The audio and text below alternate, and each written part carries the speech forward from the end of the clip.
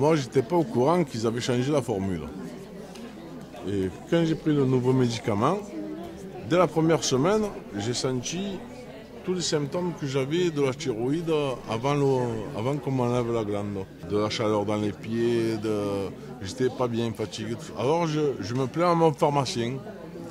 Et mon pharmacien m'a dit, ils ont changé la formule. Et j'ai dit, moi je suis pas bien depuis. Et ça passe un mois, tout ça. Et après, je vois que mes cheveux ils tombent. Et je vais au docteur, je vais à l'endocrino, il me dit, c'est les anticorps qui s'attaquent au cuir chevelu. Et après, moi je dis, je ne veux plus prendre ce cachet.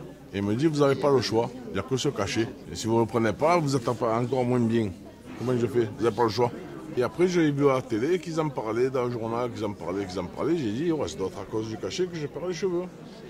Et après, au bout d'un moment, quand j'ai vu la plainte collective, la ministre qui parle à la télé comme quoi ils allaient avoir le choix. Moi, si j'ai le choix, je prends l'ancien. Et là, tous les jours, je fais toutes les pharmacies de Marseille pour trouver le médicament et je ne le trouve pas. Ça fait que je suis coincé. Je suis obligé de prendre ce que le laboratoire donne à la pharmacie. Ah, sinon, il faut que j'aille en Italie, en Espagne, en Allemagne.